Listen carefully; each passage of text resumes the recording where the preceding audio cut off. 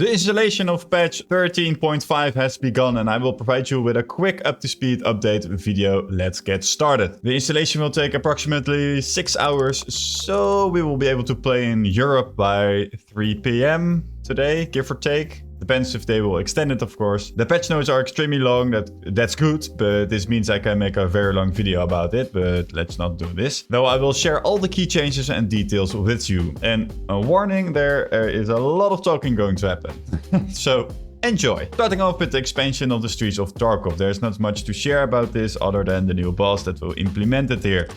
I wanted to share all the information about the boss because it's necessary to know when you are deciding to approach this dude. His size allows him to fire various heavy machine guns without resting the gun, but all the same time, Kaban, his name, cannot afford to be mobile and therefore either stays in position or move slowly from point to point during combat. He has a large number of well-armed guards, some of whom are former military men who have organized a strong defense for him. I guess this will be rogues or something similar. The boss dwells in the area of the car repair shop on streets of Tarkov. The area is heavily defended, entrances are fortified with stationary machine guns and AGS. For the people that don't know, this is a grenade launcher. The pods are mined and there are snipers on the roof of the car service center. The exact location has to be seen in game. I don't think they are talking about the Lexus dealer, but rather about the new location on the expansion side. Although by watching the trailer, it looks like it's Lexus after all, so we'll see. Kaban uses a custom rig to store machine gun boxes, wears body armor under his clothes, and has an uncrushable authority among his guards. Cavs nearby help the boss with the defense and will engage in combat for Kaban, so keep that in mind. Take precaution and fight well. Next up, kit presets. Added the ability to save a gear preset and quickly equip it. The player can name the preset, select the one he wants to equip, see its contents, weights, and compare it with other equipment sets. The screen of the selected equipment set is divided into 2 tabs. Equipment, which will display all available gears like rigs, weapons, backpacks, etc. Pouches, which displays the content of the rigs, pocket, backpacks, and secure container. The selected equipment set is assembled from matching items in the player's stash. If the player does not have enough items in the stash to assemble the kit, the missing items can be purchased from merchants or the flea market. After character creation, 15 basic sets of equipment are available to the player.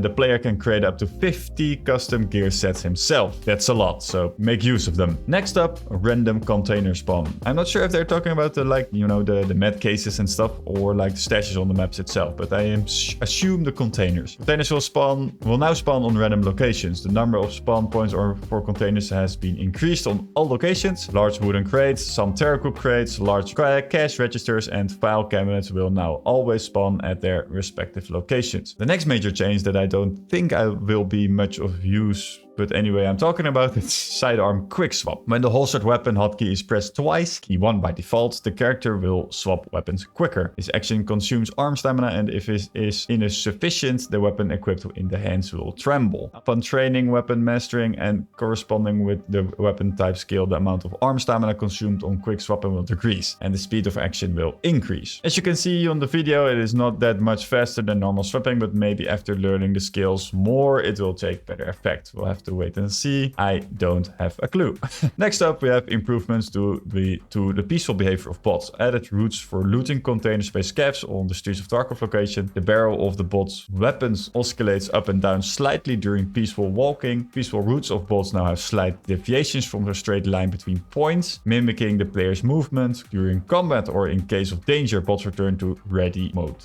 Returns to the mode ready. I don't know what that means exactly, but I think it's just neutral position. Reduced reloading speeds of low difficulty bots. Bots can no longer rotate instantly. They fixed the memes. Now to rotate by a significant angle while prone, the bot assumes a sitting position and continues firing. Bots now search corpses and take weapons, rigs, backpacks, whatever contents they like from them. If a bot has a backpack and a rig, it will drop the backpack and rig next to the corpse. Contents taken by bots are not refundable insurance. This sucks and it's a big deal. This means a whole lot of your gear is going to be lost even more.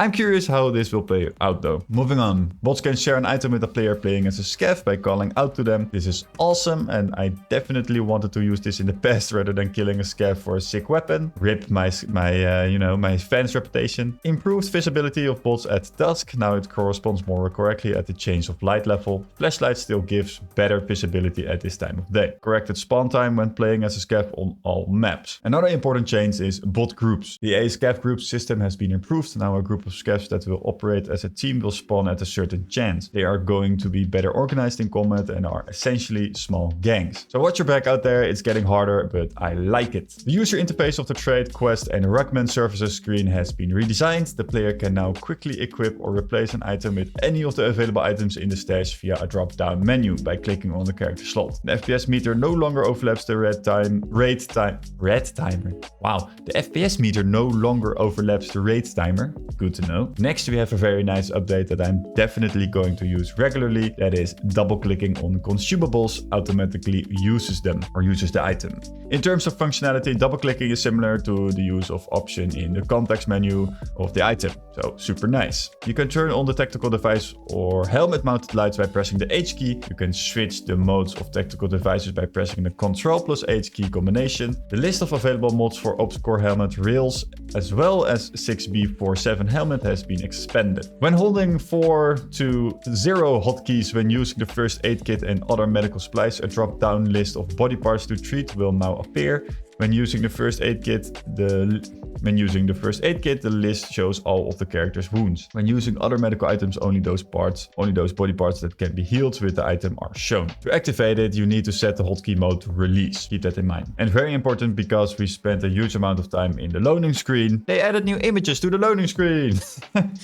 In the hideout, we got a new gun stand, a new module. Weapon stand has been added to the hideout. The stand has 3 levels of pumping leveling. Each level can hold a certain number of weapons. Level 1 has 108 cells, level 2 132, and level 3 182. Only weapons with all critical components can be placed on shelves of the weapon stand. I don't know if this includes attachments and build weapons, but we'll have to find out ourselves. Besides the weapon stand, they added improved display of the crafting process and what it is finished. Added animation on and the color indication to the icon of the module where the crafting is in progress. Finished craft is now displayed first in the module list. Definitely not last and certainly not least, graphics and performance update. The visual effect of anesthetics has been changed. New technology of fog rendering has been implemented on Streets of Tarkov. Added a new calling system to the lighthouse location. Improved the calling system on Streets of Tarkov. Increased the accuracy and performance of the system. Optimization of resource consumption by the sound system. Very nice to hear this and curious how it will affect the game and FPS performance. And of course, they added new weapons. SVT-40 and the AVT-40 rifles, AK-12 assault rifle, the PKM and PKP light machine guns. I assume this will be the boss weapons. Resizing assault of shotgun and the PM and PV pistols have been updated. We also have a bunch of new ammo. List is below. Added a number of new weapons modifications, equipment models, and now we have the last but not least, a bunch of balance changes and bug fixes. I'm not going to read the whole list, but I will add it to the description down below.